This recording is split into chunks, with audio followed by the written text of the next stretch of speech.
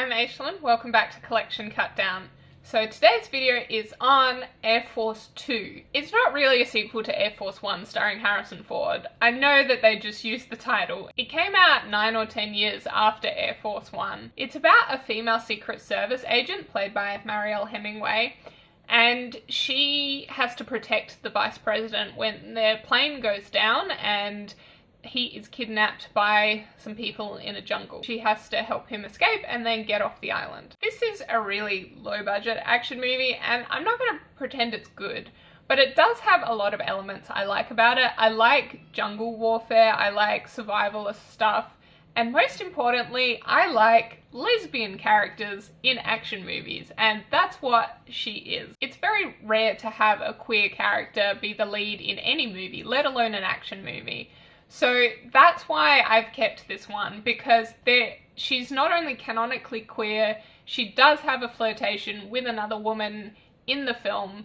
They don't get a kiss at the end from memory, which I think I was pretty peeved about, but it is very clearly the romance of the film. It would have been easy enough for them to have the romance be with the male vice president, so I'm super glad that they didn't go that direction and that she is definitely queer. Other than her character and the jungle survival elements, I remember being pretty meh on this film. I saw it for the first time about 6 months or a year ago, and not a lot of it has stuck with me, even though that's pretty recent in terms of films for me to have seen. But we'll have to see, because obviously I love action movies that star women, and I like queer characters, and I like jungle survival, so by all rights I should love this movie, but after I see it again, I'll come back and confirm whether or not I liked this movie enough to keep it.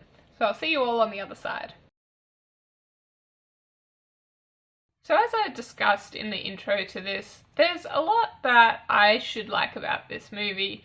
It's set in a jungle, and there's some slight survival elements to it. It's got a kick-ass female character in the lead, and she's queer. There's other things I like about this too.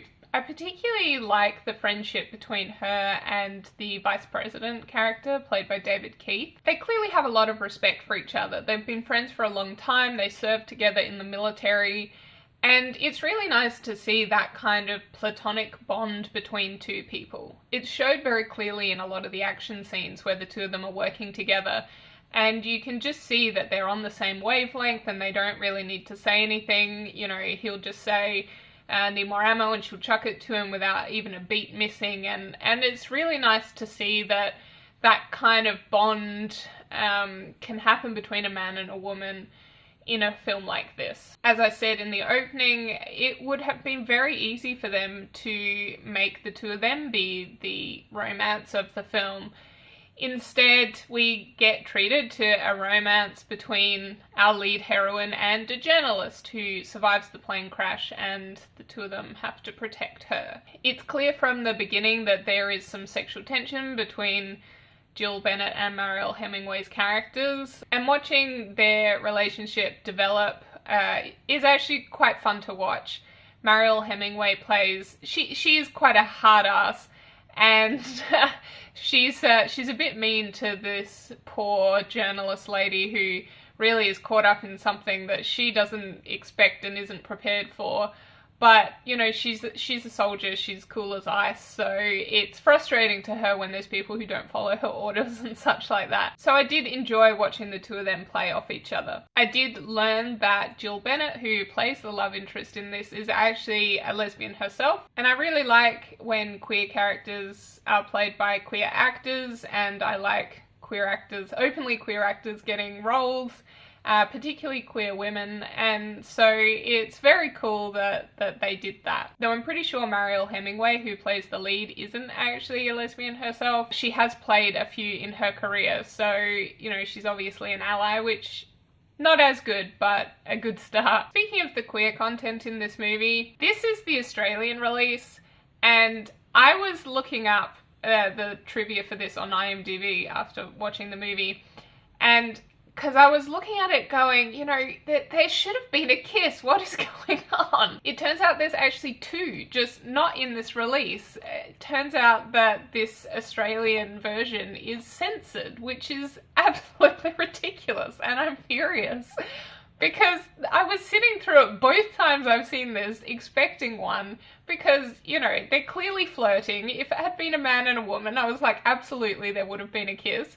And now I find out that there's two and they're missing, and it's like, are we really that homophobic of a country? I certainly hope not. According to the internet, the Australian version is the only one that's censored, so I don't know what's going on with that, and I'm actually deeply appalled. Another thing I noticed in this film is that it could have been quite racist given the context of the film, but actually it's not so bad. As I said in the intro, this is a story about the vice president's plane crash landing off the coast of a small island, and on that small island is a group of rebels who may or may not be terrorists depending on how you want to look at it. And they are rebelling against a corrupt government in a nearby island, I think. An island that historically does not have a great relationship with the US. This rebel force easily could have been made up of natives, I guess, of the South Pacific Islands. But in actual fact, the makeup of the rebel team is a very diverse mix of people, and the big bad of it is a white guy. And some of his most ruthless lieutenants are also white, whereas the most sympathetic bad guy in the rebel group, two of them actually, are both men of colour. I'm presuming they're played by Maori actors. And there's also black guys and all kinds of people in this rebel group, so I'm glad that they didn't make them all Maori actors and in fact gave the more sympathetic roles to the men of colour. I thought that that mitigated any possible racism really well, but obviously as a white person I am not the best judge of that. But yeah, for me, I wasn't uncomfortable with how that was portrayed. It's funny that this was made 9 years after Air Force One, because in my review for that I did mention that I thought the special effects were a bit dodgier than I remembered them being. These special effects were even dodgier than that one. There's a few scenes of explosions and fire and the plane crash itself and all that sort of stuff, and the special effects are not good. I mean, it's low budget, you can't expect them to be, but you know, they're even worse than Air Force One, which was made 9 years earlier, even though technology has evolved a lot. And it really just goes to show what a budget can do. For me, the main problem with this film, apart from being let down a bit by its budget, is that it's really just not that compelling, or as compelling as I want it to be. I don't know what it is about it, but it doesn't particularly grab me. Even though it has a lot of things that I like in it, I just really was never invested in the story. The main reason I kept it in the first place was because I was just so pleased to see a queer lead character in an action movie, particularly a woman. So it's a shame that the movie is not better. So the real question is, will I keep this film? And that's a hard one, because the reasons for me keeping it originally are still valid. It still is an action movie with tropes I like and a lesbian leading woman. However, it is censored, and knowing that, I am actually quite appalled at the idea of having this on my shelf. I think this may be one that if I come across an American release of it, or international, or something other than this Australian release, I may replace it. But I really just feel deeply uncomfortable with having censored material like this, just a simple kiss between two women censored. I just don't think I can do it. I can't have it on my shelf. I'm too mad about it.